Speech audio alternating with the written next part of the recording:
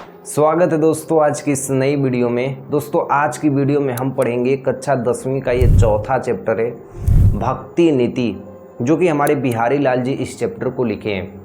दोस्तों इस वाले वीडियो में बिहारी लाल जी श्री कृष्ण जी और राधिका जी के बारे में ही पूरी तरीके से बताए हैं। बड़ा ही प्यारा सा दोस्तों ये वाला चैप्टर है। एक एक मीनिंग की शब्दावली हम लोग करेंगे और अच्छी तरीके से एक एक पद्यांश को पढ़ेंगे, ठीक है। तो दोस्तों इस वाले वीडियो में मैं आपको भक्ति पढ़ाऊंगा और इसके अगली वाली वीडियो में मैं आपको नीति बताऊंगा। नीति की वीडियो आपको डिस्क्रिप्शन में मिल जाएगी। पहले आप क्या देखिए, भक्ति देखिए। तो हम लोग स्टार्ट करेंगे दोस्तों अपने पहले पद्यांश से, और पद्यांश यहीं पे आपको दिखते रहेंगे, ठीक है। आप लोग भी अपने साथ साथ बुक को खोल लीजिएगा। तो चलिए दोस्तों स्टार्ट करते हैं अपने पहले पद्यांश से। और पहला पद्यांश से आपको यहाँ पे दिख रहा होगा कि मेरी भवबाधा हरो राधा नागरी सोई, जा तन की झाई पड़े श्याम हरित दूती हुई। दोस्तों इस पाठ के जितने भी पद्यांश हैं सब आपको दो दो लाइन के दिखेंगे, लेकिन आपको यदि इस पाठ का अर्थ लिखना होगा कहीं पे भी तो उसका अर्थ दो लाइन में नहीं होगा, बल्कि उसकी व्याख्या थोड़ी लंबी होगी। है दो दो लाइन का ही पद्यांश, लेकिन इसके अर्थ थोड़े बड़े बड़े हैं। इसकी गहराइयों को समझिएगा, एक एक पद्यांश आपको सबसे सुंदर तरीके से समझ में आएंगी। जैसे देखिए पहले पद्यांश का प्रसंग में आप लिखेंगे कि प्रस्तुत पद्यांश में बिहारी लाल जी राधिका जी की कृपा पाना चाहते हैं और संसार की सभी कष्ट और बाधाओं को दूर करना चाहते हैं। आइए पहले पद्यांश की व्याख्या को पढ़ते हैं। दिया है कि मेरी भव बाधा हरो। प्रस्तुत पद्यांश में बिहारी लाल जी कह रहे हैं मेरी यानी मेरी, भव बाधा यानी सांसारिक बाधाओं को हरो मने दूर कीजिए। कौन दूर करिए? राधा। कौन? राधा। नागरी मने चतुर, सोई मने परम। कि हे परम राधा, मेरे अंदर जो सांसारिक बाधाएं हैं इसको क्या करिए? दूर करिए। आप मेरे ऊपर क्या करिए? कृपा करिए कि मेरे अंदर जो इस समय सांसारिक बाधाएं हैं, मेरे पास गरीबी है, मेरे पास दुख है, मेरे पास कष्ट है, भूखमरी है, रहने के लिए घर मकान कुछ भी नहीं है, जो मेरे ऊपर सांसारिक बाधाएं पड़ रही है ना, हे राधा इसको क्या करिए? दूर करिए। कैसे दूर करिए? कि जा तन की, जा मने जिनके, तन की मने शरीर की, झाई मने परछाई, परे मने पड़ती है। कि जिस प्रकार जिनके तन की परछाई आपकी पड़ती है, श्याम मने श्री कृष्ण जी, हरित मने हरे रंग की, दूती हुई मने हो जाते हैं। कि जैसे ही आपकी परछाई पड़ने से श्री कृष्ण जी का शरीर हरे रंग में बदल जाता है, उसी तरह आप भी हमारे ऊपर कृपा करिए कि मेरे अंदर की जो सांसारिक बाधाएं हैं वो क्या हो जाएं? दूर हो जाएं। दोस्तों मैं स्टार्टिंग में बोला हूँ कि इसमें रहेंगे दो दो लाइन के, और इनके व्याख्या क्या होंगे? बड़े होंगे। तो इसका अर्थ एक ही लाइन लिखिएगा कि प्रस्तुत पद्यांश में बिहारी लाल जी कह रहे हैं कि हे परम चतुर राधिके, मेरी सारी सांसारिक बाधाओं को दूर करिए। मेरे जीवन में जितने भी कष्ट हैं, दीनता, दुख, गरीबी, भूखमरी, शरण, ये सभी कष्टों को क्या करिए? दूर करिए। जिस प्रकार आपकी परछाई पड़ने से श्री कृष्ण जी नीले रंग से हरे रंग में परिवर्तित हो जाते हैं, उसी तरह आप भी हमारे ऊपर ऐसा सृष्टि और कृपा डालिए ताकि मेरी भी सांसारिक बाधाएं क्या हो जाए? दूर हो जाए। यही चीज़ सही में आपको व्याख्या में लिखनी है। अब दोस्तों हम चलेंगे अपने दूसरे पद्यांश में, और दूसरा पद्यांश दोस्तों दिया है कि मोर मुकुट की चंद्र कनु यो राजत नंद नंद, मनु शशि शेखर की अकस की शेखर सतचंद। दोस्तों इस पद्यांश का प्रसंग है कि प्रस्तुत पद्यांश में बिहारी लाल जी श्री कृष्ण जी के ऊपर लगे मुकुट का क्या कर रहे हैं? वर्णन कर रहे हैं। आइए इसके अर्थ को समझते हैं। मोर मुकुट की चंद्र कनु। मोर मुकुट किसकी बात की जा रही है? मोर मुकुट यानी जो श्री कृष्ण जी के ऊपर जो मोर का मुकुट लग रहा है वो अत्यंत सुंदर लग रहा है। कितना सुंदर लग रहा है कि चंद्र कनु यानी चंद्रमा के समान लग रहा है। मैं आपको एक चित्र दिखा रहा हूँ, यहाँ पे देखिए कि एक मोर का पंख है, उसके अंदर ऐसा लग रहा है कि मानो चंद्रमा विराज किया हो। ऐसा लग रहा है कि चंद्रमा की कोई झलक दिख रही है इस मोर पंख के अंदर, दिख रहा है ना। तो वही कह रहे हैं कि ये जो श्री कृष्ण जी के ऊपर जो इस मुकुट में जो चारों तरफ मोर पंख लगाए हुए हैं ना, वो इतना सुंदर लग रहा है कि मानो चंद्रमा के समान राजत मने सुशोभित हो रहा है। नंद नंद यानी नंद बाबा का लड़का नंद यानी श्री कृष्ण जी की बात हो रही है। मनु शशि शेखर की अकस किए शेखर सतचंद। मनु मने मानो, शशि शेखर मने शिव शंकर के, अकस मने छाया की तरह, किए शेखर सतचंद मने सैकड़ों चंद्रमा, जिस तरह शंकर भगवान के मुकुट पे सैकड़ों चंद्रमा की जिस तरह रोशनी पड़ती है, उसी तरह कहा जा रहा है कि जो श्री कृष्ण जी के ऊपर जो वो मुकुट लगाए हुए हैं वो शंकर जी की चंद्रमाओं के समान ही सुशोभित लग रहे हैं। अर्थात इस पद्यांश में शंकर जी की तुलना किससे की गई है? श्री कृष्ण जी के मुकुट से की गई है। ठीक है दोस्तों, अब हम चलते हैं अपने तीसरे पद्यांश की ओर। और दोस्तों तीसरा पद्यांश बड़ा ही प्यारा सा है। देखिए इसमें दिया गया है कि सोहत ओढ़े पीत पटु, श्याम सलोने ज्ञात, मानो नील मणि शैल पर आतपु परयो प्रभात। दोस्तों इस पद्यांश में श्री कृष्ण जी की महिमाओं का ही वर्णन किया गया है। आइए एक एक स्टेप पढ़ते हैं। सोहत मने सुशोभित हो रहा है, सोहत मने सुशोभित हो रहा है, ओढ़े मने जब ओढ़े हुए हैं, पीत पटु मने पीले वस्त्र को, कि जब श्री कृष्ण जी पीले वस्त्र को पहने हुए हैं तो सुशोभित लग रहे हैं। कौन? श्याम मने श्री कृष्ण जी, सलोने मने सुंदर, गात मने वस्त्र, कि जब श्री कृष्ण जी सुंदर पीले वस्त्र को पहने हुए हैं तो अत्यंत ही सुंदर लग रहे हैं। वो किस तरह सुंदर लग रहे हैं कि मनो, मनो मने मानो, उत्प्रेक्षालंकार, मनो मने मानो नीलमणि शैल, मानो नीलमणि शैल मतलब पर्वत, कि मानो नीलमणि पर्वत पर आपतु, आपतु मतलब प्रकाश, परयो मने पड़ती है, प्रभात मने सुबह, कि जिस प्रकार नीलमणि पर्वत पर सुबह की प्रकाश पड़ती है तो नीलमणि पर्वत एकदम जगमगा जाता है, एकदम चमकने लगता है नीलमणि पर्वत। उसी तरह श्री कृष्ण जी जब पीले वस्त्र को धारण कर लेते हैं, जो ऐसे पहन लेते हैं जो पीले वस्त्र श्री कृष्ण जी, वो अत्यंत ही सुंदर और सुशोभित लगते हैं। एक बार दोस्तों फिर से मैं आपको सजेस्ट करना चाहता हूं कि है तो ये दो लाइन के, लेकिन इसके अर्थ आपको अच्छे खासे ही लिखने होंगे।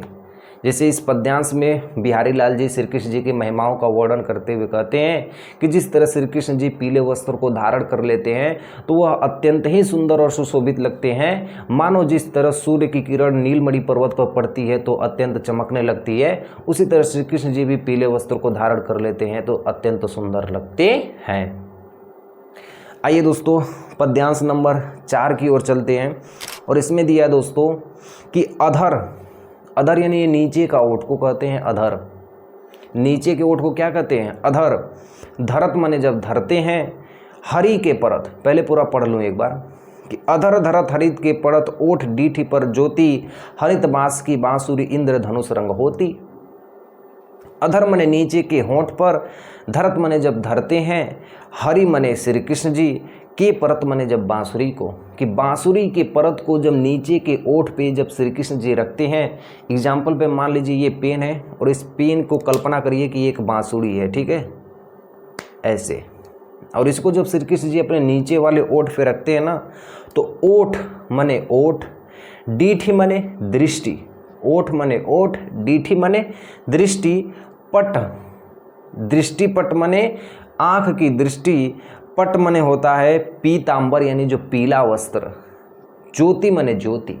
इन तीनों की किरण जब इस बांसुरी पे पड़ती है, ध्यान से समझिएगा कि जब श्री कृष्ण जी इस बांसुरी को अपने नीचे वाले होठ पे रखते हैं तो ओठ की किरण, आँख की किरण और पीले वस्त्र की किरण जब इस बांसुरी पे पड़ती है तो हरित बांस की बांसुरी, हरित माने हरे रंग की बांसुरी, इंद्रधनुष रंग होती, यानी इंद्रधनुष के रंगों में परिवर्तित हो जाती है, यानी अनेक रंगों में परिवर्तित हो जाती है।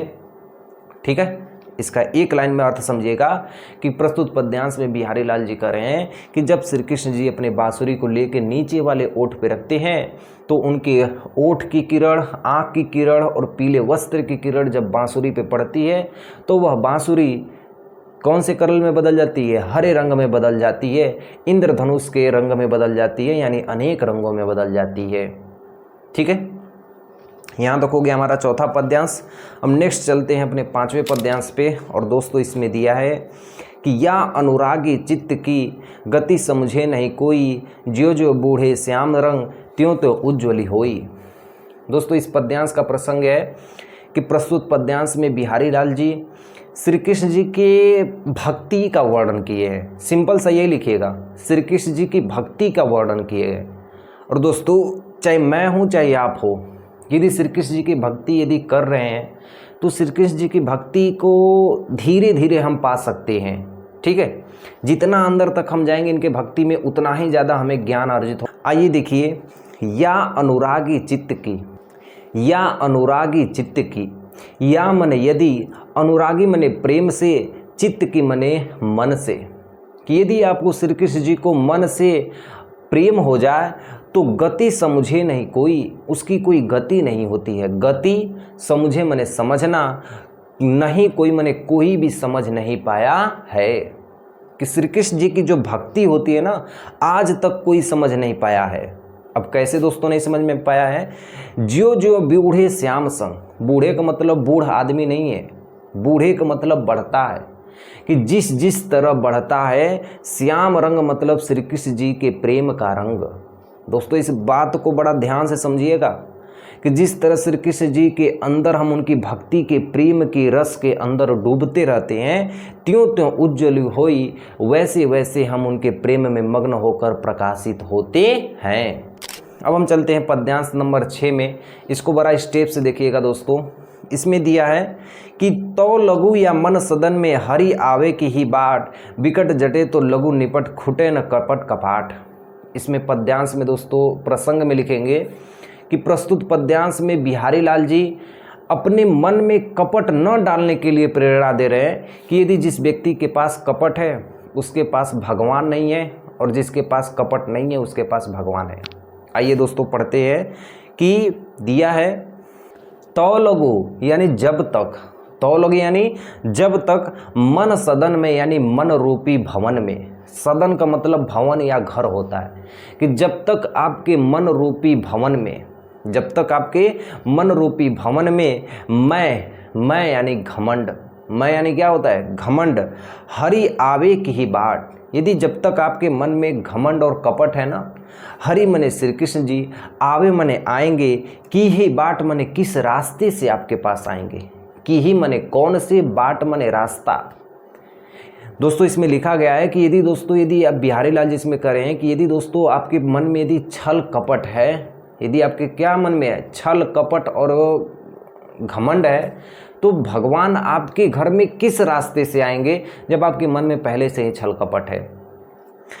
बिकट जटे लो लघु निपट खुटे न कपट कपाट, बिकट जटे लो लघु निपट खुले न कपट कपाट।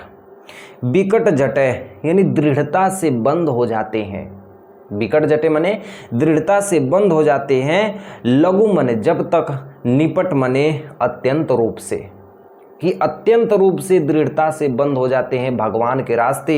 कब तक बंद होते हैं? जब तक खुले न कपट कपाट, कपट मने जब तक आपके अंदर कपट, कपाट मने ये दरवाज़ा, खुले मतलब जब तक ये नहीं खुलेंगे। अर्थात कहा जा रहा है कि ये जो कपट रूपी दरवाज़ा अपने अंदर, अपने दिल के अंदर जो है ना, ये जब तक नहीं खुलेंगे तब तक भगवान आपके अंदर कभी भी हावी नहीं होंगे। अर्थात प्रस्तुत पद्यांश में बिहारी लाल जी कह रहे हैं कि यदि किसी व्यक्ति या मनुष्य के अंदर कपट, घमंड और मैं है, तो उस व्यक्ति के अंदर भगवान कभी भी निवास नहीं करते हैं। भगवान के आने के लिए कोई रास्ता ही नहीं होता है उन व्यक्तियों के पास। आप भी अपने अगल बगल किसी व्यक्तियों को देख लीजिए जिनके पास कपट और घमंड होता है, उनके पास अत्यंत ही दुख और असुविधाएं होती हैं। और दोस्तों यदि जिनके पास कपट रूपी दरवाज़ा नहीं है, उनके प्रति हर तरह से भगवान उनके पास होते हैं, हर तरह से भगवान उनके साथ होते हैं। ठीक है, चलिए हम अपने अगले पद्यांश की ओर चलते हैं दोस्तों। पद्यांश नंबर 7 देखिए, इसमें दिया गया है कि जगतु जनायो जी ही सकलु सो हरि जानो नाही, जो आँखिनु सब देखियो आँखिन देखियो नाही। देखिए क्या दिया है कि जगतु जनायो जी ही सकलु सो हरि जानो नाही, यानी जगतु मने इस संसार को, जनायो मने जिन्होंने ज्ञान दिया है, जी ही मने जिन्होंने, सकलु मने संपूर्ण, यानी इस संपूर्ण संसार को जिन्होंने ज्ञान दिया है, आप उन्हीं के बारे में नहीं जानते हैं। कहा गया है सो यानी उनको, हरि मने श्री कृष्ण जी को, जानो मने जाने, नहीं मने नहीं। कि जिन्होंने पूरे संसार को बनाया है, जिन्होंने इस पूरे संसार को ज्ञान दिया है, आप उन्हीं भगवान के बारे में आप नहीं जानते हैं। ज्यों आँखिन, जिस आँख से, ज्यों आँखिन मतलब जिस आँख से सब देखिए मैंने आप सब कुछ देखते हैं, आँखिन देखी जाए, उस आँख से आप खुद की आँख को नहीं देख सकते हैं। आपके पास आँख है तो आप खुद की आँख को नहीं देख सकते हैं बिना आईने के सहारे। तो उसी तरह कहा जा रहा है कि जो भगवान इस दुनिया को बनाए, इस सृष्टि को बनाए, आप उन्हीं की आँख को नहीं देख रहे हैं, यानी उस भगवान को ही आप नहीं पहचान रहे हैं, तो आपकी सबसे बड़ी भूल है दोस्तों। वही यहाँ पे बिहारी लाल जी कह रहे हैं कि जो इस दुनिया में इस संसार को बनाया है, आप उनके बारे में स्तुति करिए, उनके बारे में महिमाओं का क्या करिए, वर्णन करिए। ये हमारे बिहारी लाल जी कह रहे हैं। अब दोस्तों इसके बाद हमारा 8वां पद्यांश बचा हुआ है। जप माला छापा तिलक सरेन एको कामो, मन कांचे नाचे वृथा साँचे राचे रामो। दोस्तों इस पद्यांश में छल कपट करने वाले व्यक्तियों को बिहारी लाल जी सचेत कर रहे हैं कि जप माला करने से भगवान की प्राप्ति नहीं होती है। आइए देखिए क्या कहा गया। प्रस्तुत पद्यांश में बिहारी लाल जी कह रहे हैं कि जप यानी जपने से, जाप होता है ना, हे राम करते हैं लोग, तो प्रस्तुत पद्यांश में बिहारी लाल जी कह रहे हैं कि जप माने जप करने से, माला यानी माला पहनने से, छापा यानी माला, छापा का मतलब माला का मतलब माला पहनने से, छापा तिलक का मतलब ये जो तिलक का टीका लगाने से। बिहारी लाल जी कह रहे हैं कि जप करने से, माला पहनने से, टीका लगाने से, शरण एको कामो, एक काम को प्राप्त नहीं किया जा सकता, यानी किसी भगवान को प्राप्त नहीं किया जा सकता। इस चीज़ को बड़ा ध्यान से समझिएगा दोस्तों, ये आपके जीवन में भी ये लाइन आपको काम देगी। मेरी बात याद रखिएगा कि भगवान की स्तुति करने के लिए आपको जप करना, माला पहनना और टीका लगाना, ये किसी भगवान के लिए नहीं माना जाता है, ना ही इससे भगवान की प्राप्ति होती है। दोस्तों यदि भगवान की प्राप्ति के लिए चाहिए तो आपको मन कांचे, यानी आपका मन कांचे के समान होना चाहिए, कच्ची मिट्टी के समान होना चाहिए, इतना आपका मन सच्चा होना चाहिए। नाचे वृथा साँचे रामो, नाचे वृथा हो साँचे राचे रामो, और हर समय आपको, हर एक पग पग पे आपको रामो यानी भगवान प्रभु श्री राम जी की भक्ति दिखेगी। भगवान राम आपको हर एक पल पल पे दिखेंगे यदि आप सच्चे मन से किसी भगवान को प्रार्थना करेंगे तो। इसमें बता रहे हमारे कि सच्चे मन से की गई भक्ति से राम भी आपके पास आ जाएंगे, ईश्वर की भी प्राप्ति हो जाएगी। ईश्वर तो केवल सच्चे मन और भक्ति में विश्वास करते हैं, ना कि आपके माला पहनने और टीका लगाने से दोस्तों आपके पास भगवान आते हैं। भगवान यदि आपके पास आएंगे दोस्तों तो एक सच्चे मन से आएंगे, एक सच्चे हृदय से आएंगे, एक सच्चे करुणा के साथ आपके संग आएंगे। यदि आप भगवान से पूरा दिलो जान से यदि प्रेम करते हैं तब। इस चीज़ का अनुभव दोस्तों अपने जीवन में करिएगा। भगवान हमारे आसपास, हमारे हृदय में, हमारे मन में, तन में, धड़कन में, हर तरफ होते हैं। सिर्फ हमें भगवान को देखना होता है, भगवान को पहचानना होता है, तो आपको चारों तरफ भगवान दिखेंगे। और उनकी तरफ से मैं आपको प्रणाम करता हूँ। ठीक है, कमेंट में दोस्तों एक बार जय श्री कृष्णा लिख देना। और इसके नेक्स्ट वीडियो में मैं आपको नीति बताऊंगा कि कैसे आप अपने जीवन में एक एक स्टेप सुधार कर सकते हैं। उसमें बहुत ही अच्छे अच्छे पद्यांश दिए हैं, लिंक आपको डिस्क्रिप्शन में मिलेगा। और दोस्तों चैनल को सब्सक्राइब कर देना और इसे सिर्फ 2 लोगों को भेजना इस वीडियो को। मेरे लिए दोस्तों अभी इसको व्हाट्सएप पे चाहे कहीं भी इसको 2 लोगों को, अपने साथ वाले स्टूडेंट को भेजिए ताकि वो लोग भी इस वीडियो को अच्छी तरीके से देखें। ठीक है, मिलता हूँ नेक्स्ट वीडियो में, तब तक के लिए आपको जय हिंद।